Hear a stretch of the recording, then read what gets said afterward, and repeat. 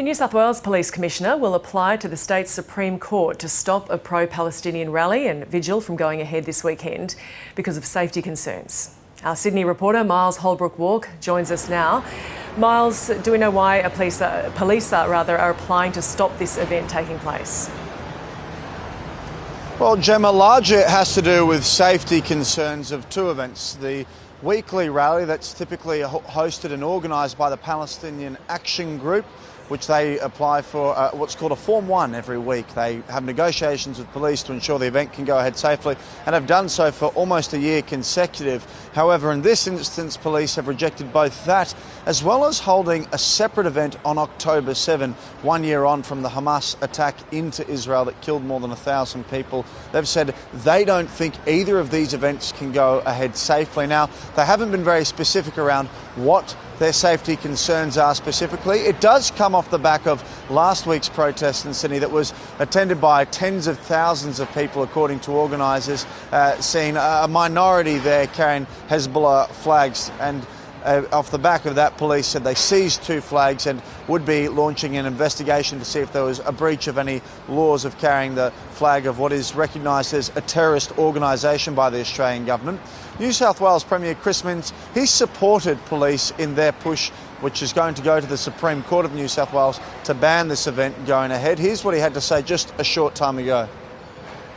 At the end of the day, the police didn't believe that the march and protest could be done safely on Sydney streets, and as a result they believed they had no alternative but to make that application in the Supreme Court. I want to make it clear we completely support police's decision in relation to that application.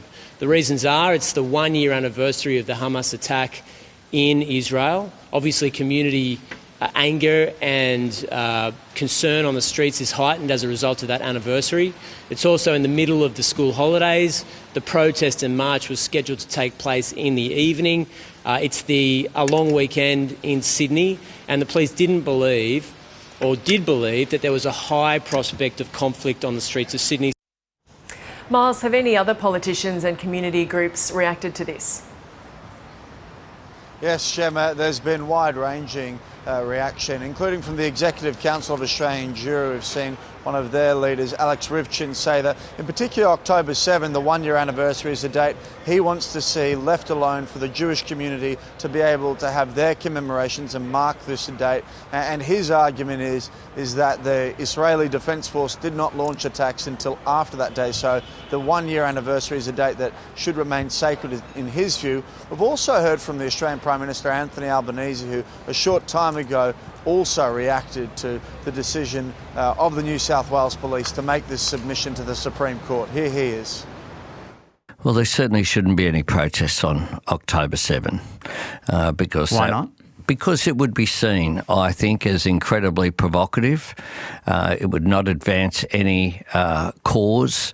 It would cause a great deal of distress. I'm told it's going to be a vigil and a silent procession. Well, surely people are allowed to do that? Look, in a democracy, we allow for people indeed. It's important that people be able to express themselves peacefully.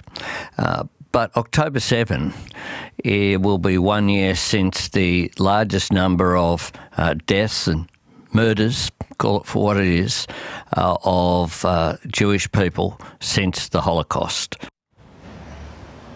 So that's Prime Minister Anthony Albanese. They're also expressing a view that these events shouldn't take place, particularly the vigil that's taking place on October 7.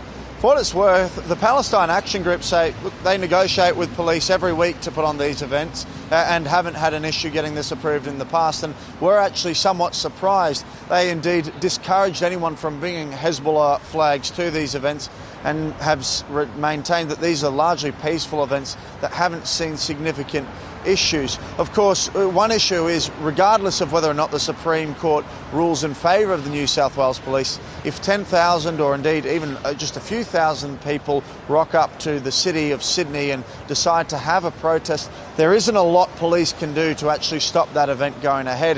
Instead, and indeed last year when they tried to stop a similar event taking place, the reality was it still went ahead because people gathered en masse and police had to manage the situation rather than trying to disband or stop it. Gemma?